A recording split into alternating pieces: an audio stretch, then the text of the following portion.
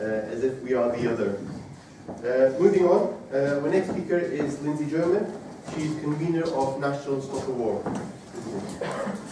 Okay, thanks very much. And I'd just like to say to us all, I'm very, very pleased to be here on this panel, because I think this issue is one of the most important things that we have to discuss. We've just been through an election which unfortunately was much too much marked by racism and by Islamophobia in terms of the kind of issues that were brought up, and perhaps I'll come back to that in a little while. But I think to hear what Muslim organisations are doing, and also to speak alongside Mozam, who has suffered, as I'm sure we will hear, more than many, many people have suffered in this country as a result of the attacks on civil liberties and the racism that we now see, I think is a very, very important thing. And I want to start really with the war on terror, which began nearly 14 years ago. Again, we've just been through an election where nobody talked about it. It's not been important, even though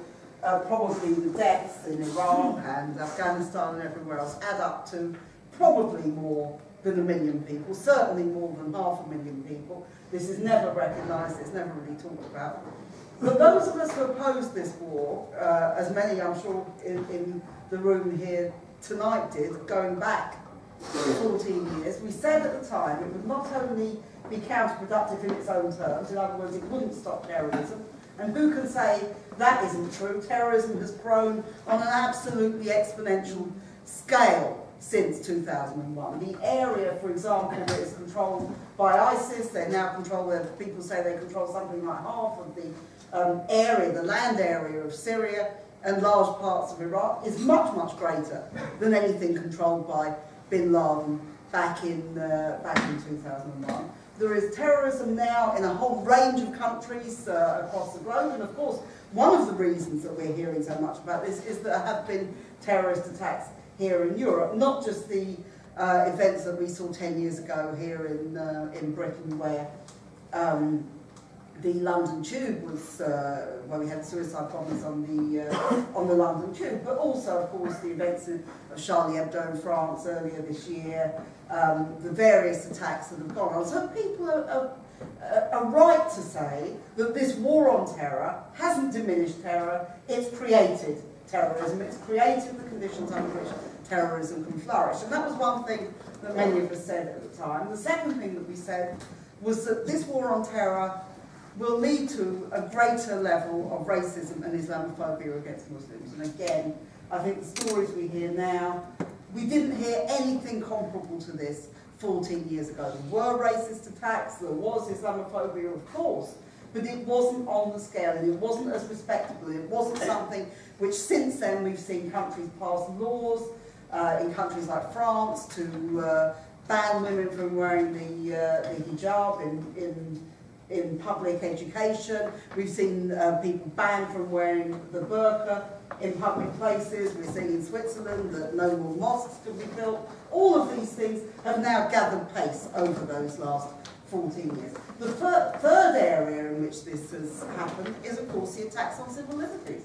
I mean, I think it's absolutely astonishing that we live in a country now where secret trials of the sort of thing that we thought went out with the 17th or 18th century, with the Star Chamber, with all the barbaric medieval ways of trying or not trying people. There are now secret trials going on in London where nobody knows what the evidence is against people, where nobody is allowed to hear it, and where people are convicted on the basis of this secret evidence, where people are being told that they should spy on children in schools. And there's a policeman who's the highest ranking policeman in the London Metropolitan Police, who said only yesterday that you have to be able to check on your children. He said to the Muslim community, you have to be able to check on your children as young as the age of 5 to check that they're not influenced by radical extremism. One of the signs that he seemed to think of teenagers being influenced by radical extremism was that they would stop shopping at Marks and Spencer's. Now, I don't know how many teenagers actually voluntarily go and shop at Marks and Spencer's, but this idea that shopping, you know, an aversion to Marks and Spencer's equals radicalism, extremism, and, you know, going off to join ISIS next week seems to me a kind of far-fetched approach to the problem. So we're being told we've got to spy on children. We're being told that in universities they've suddenly discovered that a number of the people who've been radicalised, so-called, in this country are people who've gone through higher education. Well, again, that isn't a huge shock when you look at the large numbers of people who do go through higher education. But now they're saying to university lecturers, you have to spy on your students and you have to tell if you think that they're doing something that could be conceived as radical. What is defined as radical? It can be all sorts of things. It can be the way people dress, it can be the way people suddenly don't want to go out anymore, as if, again, this is a kind of abnormal teenage reaction to life, whereas teenagers are kind of well known for not wanting to go out, for changing their behaviour suddenly, for going out all the time the next week, all those kind of things. It seems to me that what we're doing is criminalising people on the basis of their behaviour and what they might think, rather than what they might do. And that seems to me is a very, very dangerous step in a country which is supposedly in favour of democracy and of human rights. And as has already been said, this Tory government wants to scrap the Human Rights Act. It wants to deny to people human rights which have been enshrined in international law for decades now, but which, because of the pressure from the Daily Mail, the Daily Express, and all these other people who believe that this is political correctness gone mad, that you might have some rights if you get arrested, that you might have to go to trial in front of a jury, or the evidence be made public, all of this is regarded as sort of liberal rubbish, and we're not supposed to do this anymore. But perhaps the most frightening thing is that they talk about violent extremism. Now, we can argue ourselves what we think violent extremism is, and some of us might think, as I do, that dropping bombs from 30,000 feet is not fundamentally different from planting a bomb in a car or in a market, and I condemn both of them. I think they both lead to killing of innocent people, and they're both things that shouldn't happen. But you can talk about what you think violent extremism is. But now, what they are saying, and this is coming from the neocons, it's coming from the government, it's coming from a whole range of people, now what they're saying is, okay, even if you're not a violent extremist, even if you're a non-violent extremist, which may include some of us in the room, again, I'll put my hand up as a non-violent extremist, if you're a non-violent extremist, that leads to violent extremism. Now, what that means is that if you're a Muslim, and perhaps for some of the rest of us, you can't win. The Muslims in this country have played a magnificent role, in my opinion, in campaigning against war, in campaigning in support for Palestinians, against the bombing of Gaza, a whole range of other issues that people have been involved in. But now you're being told, if you do that, if you collect for a Palestinian charity, if you do any of those very, very basic things, which should be our right in a democracy, your non-violent extremism will lead to violent extremism. So the only thing that you can do if you're a Muslim is to stay at home, not engage in politics unless it means that you're going to support the Tories, not do any of those things, not cause any trouble, not stand up for your political rights. Now, it does seem to me that if we're living in a country like this, then we have to question very, very strongly exactly in what direction that country is going. And we've got some idea where it's going. Theresa May, who's back as the Home Secretary, said a couple of months ago she wants to bring in mosque closure orders. In other words, if there's a mosque, it's a bit like, you know, a failing school or, any of these other things that they get their teeth into that they feel are failing in any kind of way. If there's a mosque that's not working properly or is fostering violent extremism or any of these things, you can close it down. Now just think what the outcry would be if this was a church that they were talking about closing. If they were going to close this church down because it's having meetings like this in its basement that nobody, all sorts of strange people could be here and all that kind of thing. Just think of the outcry if they tried to close this church down.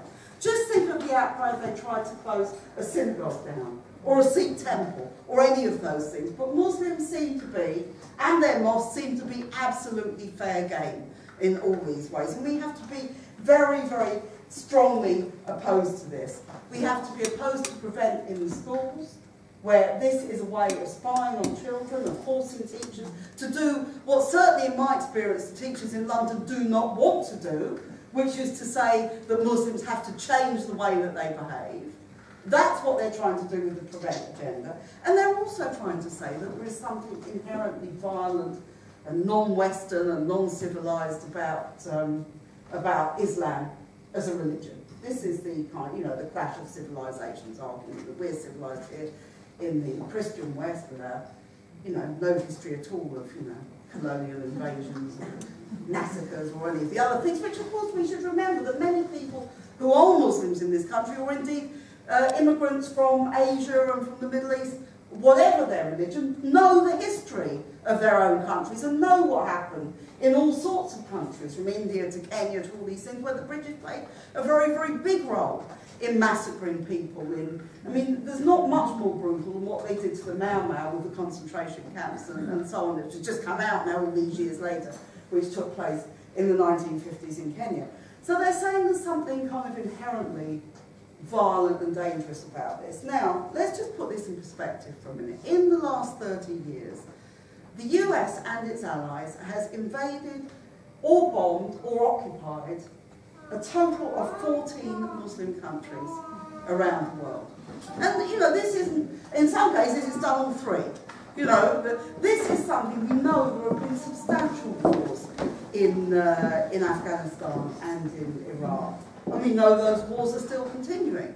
And if we look at where does ISIS come from, well, one thing ISIS comes from is the war and the occupation and the invasion of Iraq, which helped create ISIS as a force in the region. Let's look at what they did, what the Saudis are still doing in Yemen, for example, where they are bombing Yemen and the Yemeni people are being blockaded and short of food. Look at what they've done in Somalia. Look at all these places. And then let's just think about what the violence looks like to many, many people around the world and where they actually think that it comes from. And indeed, when people say, is there something about Islam that makes people behave in a certain way, I'd like to kind of turn the question around and say, is there something about Western values which promotes the kind of racism and war and imperialism, which leads to Muslims being so discriminated against in our society and in other societies? And I think we should look at it in that kind of way. And I'd like also to kind of look at the background to this, because of course it's talked about in terms of religion, in terms of war, in terms of terrorism. But let's look at the basic racism in our society, which doesn't just apply to Muslims, but at the moment is actually applying to them worse than it applies, in my opinion, to most other groups in this society. What are we talking about with Muslims in Europe at the moment? Well, they have the highest unemployment of any ethnic minority in the United Kingdom. They have the highest prison population, apart from Afro-Caribbeans, of anybody in this country. Actually, in France, 60% of prisoners in France are of Muslim origin. They wonder why. They say the prisons, as well as the universities, are also centres of recruitment for violent extremism. We wonder why that might be the case when people are banged up not for terrorism offences, but for petty offences, for all sorts of things that they're discriminated against in a way that other people are. And they suffer. The Muslims in this country are among the poorest people in this country. They have some of the worst jobs. If they have a job, they have some of the worst housing, they have some of the lowest incomes, and they have some of the worst results in schools. So you kind of add that together. Do you think, is this about Islam, or is it about what British society has failed to do for a sizable proportion of its population and continues to fail to do so? And this racism is getting worse. We will all have seen the pictures of the people who come on boats mainly from Libya, which in itself, they come from Libya because that country's infrastructure was completely destroyed as a result of the bombing in 2011, which David Cameron is so proud of. Nearly all of those people who are coming are refugees from war, from Syria, from Libya itself, from Palestine, from a whole number of countries. Now, I can only imagine what it's like to be prepared to get on a boat where you pay vast amounts of money, where you know it's extremely dangerous, where you know a very high proportion of people are likely to be killed, And then when you get to, if you do get to your destination, then you are also very likely to be sent back to Libya or back to your country of origin, because you're not allowed into Fortress Europe, because we say we're protecting people when we go to war, but we don't actually do anything to protect them when those wars are over and when they're refugees and when they need to be cared for. Now, we know these things are going on every day. We know people are drowning. We know in one incident, 700 or 800 people drowned in the most terrible conditions, in the most terrible circumstances.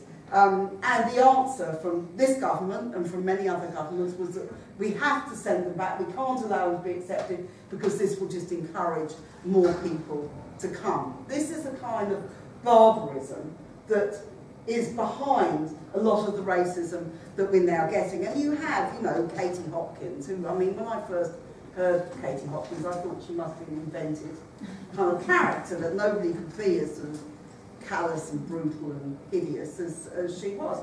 She described these people as cockroaches, which it seems to me should be illegal. If it's not illegal, perhaps this government could pass a law making it illegal to call people these kind of things. I mean, she's an absolutely vile person. But these kind of statements are made about immigrants in that kind of way, as though they are not human, as though they are people who can be stamped on, as though they're people that nobody cares about what happens to them. Now, in this situation, with this background of racism against immigrants, against Muslims, and these are the two main targets of UKIP and of all the racists that are so keen on getting their voices heard, it is not surprising in that situation that people from ethnic minorities, and in this case particularly Muslim communities, feel that maybe this society doesn't have that much to offer them, that maybe they're not accepted as people who should have equal rights here, and that is a fantastically dangerous thing. So I think it is extremely important for all of us, and it's very, very encouraging that people from all different communities and so on here tonight. I think it's extremely important for all of us that we stand up against this, we stand up against racism, we stand up against the Islamophobia, and we organise and fight back against it. And that means a number of things, I think. It means standing up against war, which has led to these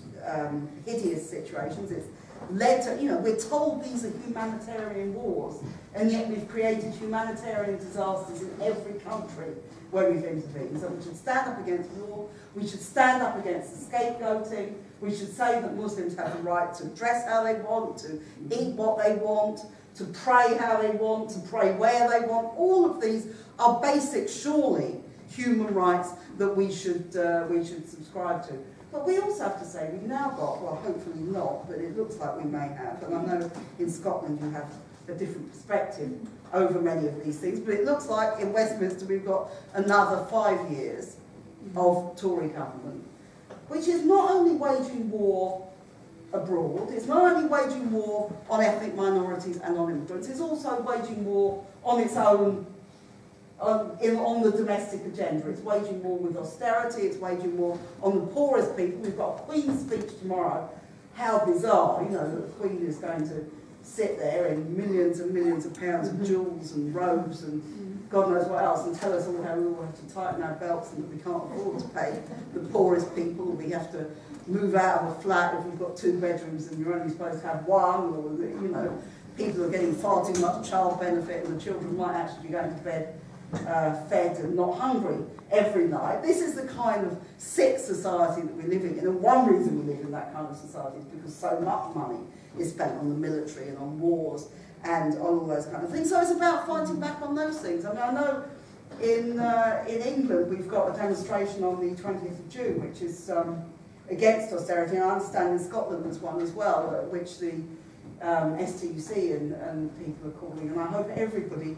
We're having an anti-war contingent, we're having anti-racist contingent, pro-immigrant contingents on our demonstration. We think it would be a very, very big demonstration. I know in Scotland we probably think everybody in England is UKIP, but that actually is far from the case even now. Let's hope we can do everything that we can to make sure it remains so.